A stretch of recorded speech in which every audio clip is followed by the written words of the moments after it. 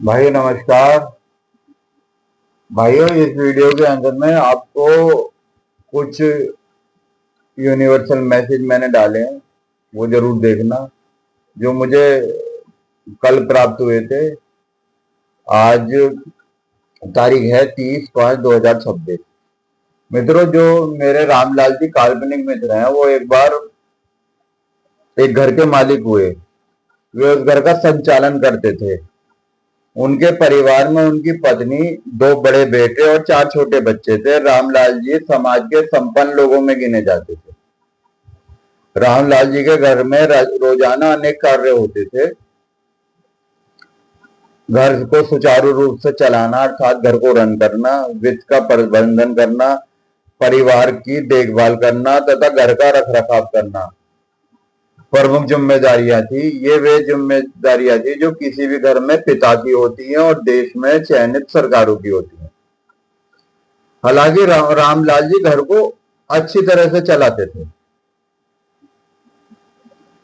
फिर भी घर में कुछ न कुछ समस्याएं बनी रहती थी, जैसे हमारे देश में बनी रहती है। कभी छोटे बच्चों को पढ़ाई में मन नहीं लग रहा, कभी आपस में झगड़े हो जाते, कभी घर में टूट फूट हो जाती।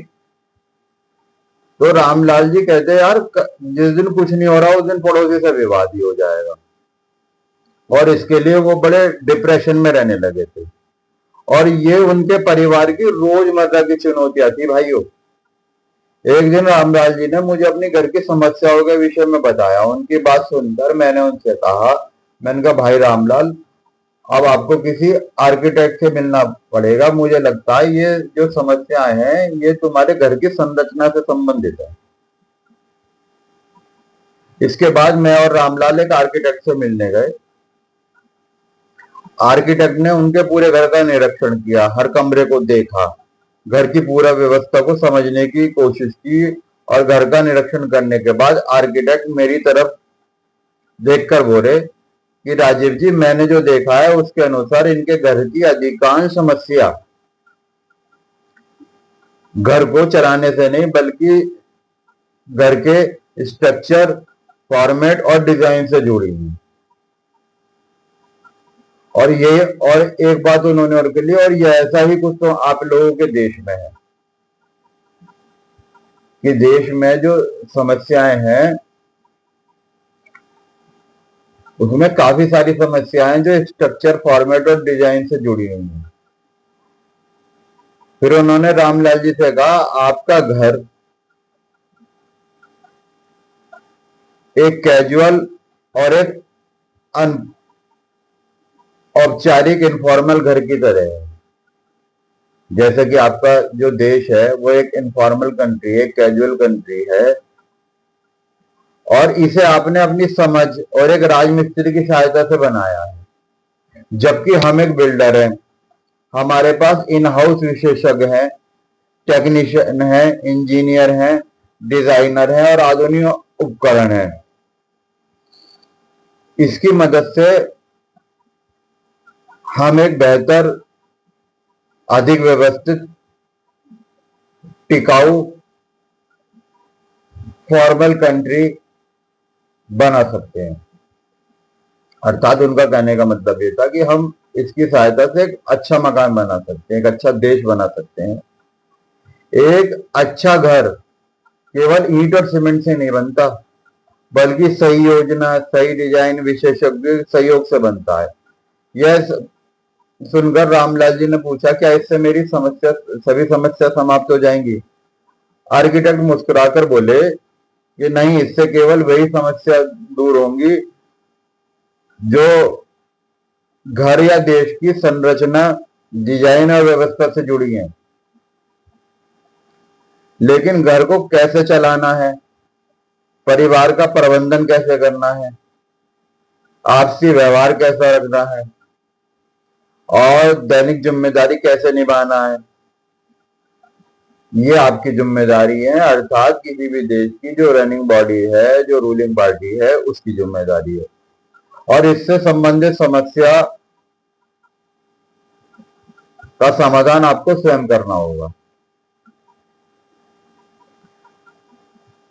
एक अच्छा घर कई समस्याओं को कम करता है, लेकिन घर को सही ढंग से चलाने की जिम्मेदारी फिर भी घर के मालिक और देश की सरकारों की होती है।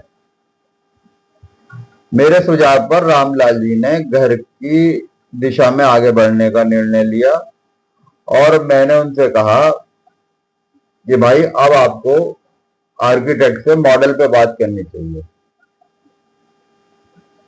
अर्थात अगर आप देश सुधार के विषय में सोच रहे हो तो उससे पहले आपको मॉडल पे बात करनी चाहिए।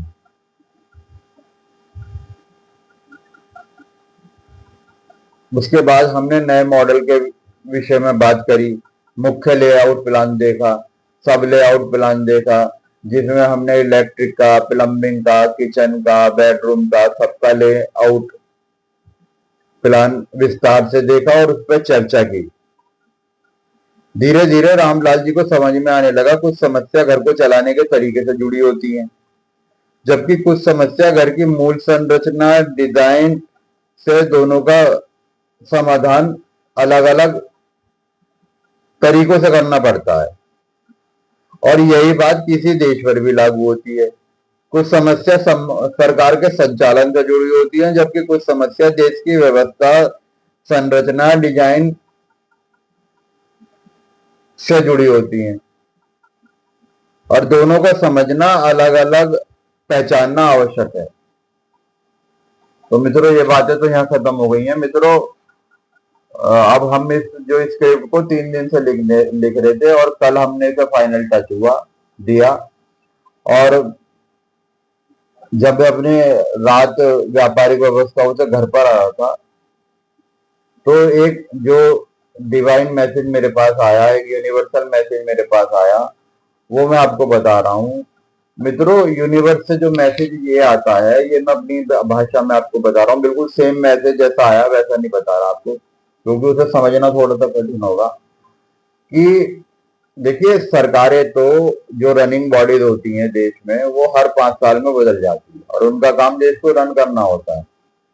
पर यूनिवर्स से जो मैसेज आता है वो ये है कि देश सुधार के लिए कम से कम एक 20 साल की व्यवस्था होनी चाहिए, जो एक कोने से लेकर दूसरे कोने तक काम करे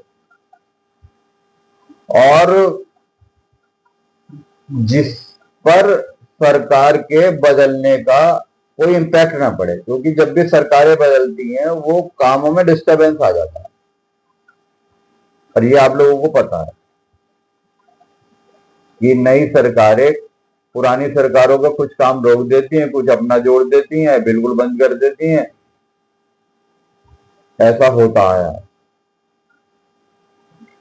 अब आप लोगों के मन में एक सवाल ये जरूर आएगा कि भाई 20 साल क्यों? अब भाइयों, आज मैं 30 तारीख को ये वीडियो रिकॉर्ड कर रहा हूं, तो मॉर्निंग में मुझे इससे संबंधित एक मैसेज आया है।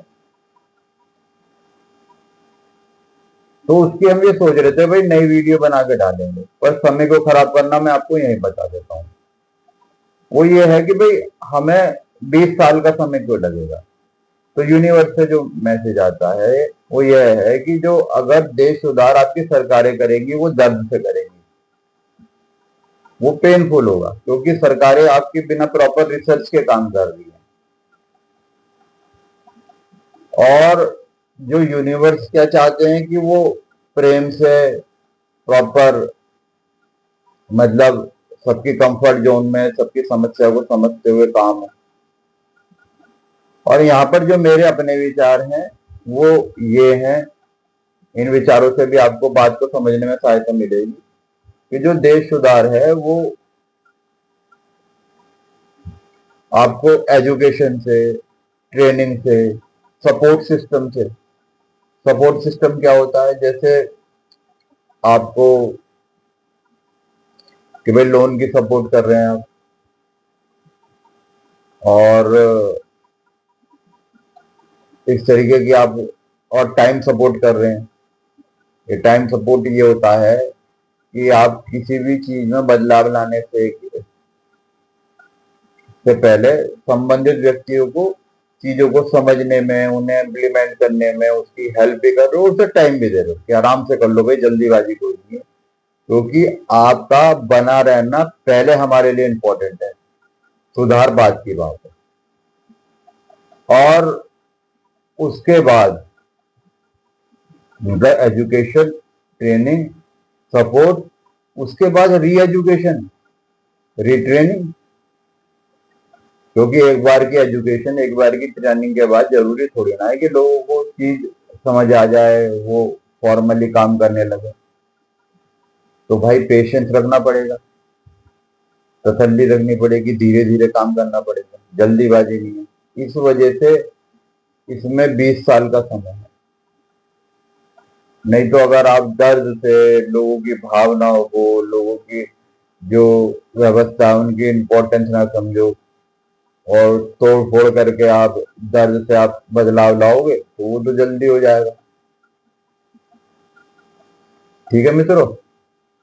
और मित्रों एक बात मुझे अपनी तरफ से बतानी थी कि कुछ देश ऐसे थे जैसे वियतनाम है, चाइना है और दुबई है। ये आज से 10-15 साल पहले ना हम जैसे ही कैजुअल कंट्री थे, इनफॉर्मल कंट्री थे, इन लोगों ने चीजों को समझा और उस पर काम करा। आज देखिए यहाँ के लोग है ना दुबई जाके रहना पसंद करते हैं और वो अमेरिका से ज्यादा स्ट्रिक्ट फॉर्मल कंट्री है। यानी मुझे जो फॉर्मेट पसंद आता है ना वो दुबई का फॉर्मेट पसंद आता है, क्योंकि अभी तो आपको दुबई वाला फॉर्मेट की जरूरत है और अमेरिका का फॉर्मेट उसके बाद है, वो फ्लेक्सिबल है, वो थोड़ा आसान है। मतलब वहां सरकारें थोड़ा सा फ्लेक्सिबल होके चलती है और दुबई में टाइट होके चलती है। बस भाइयों धन्यवाद, इतना ही बताना है आपको। जय श्री राम।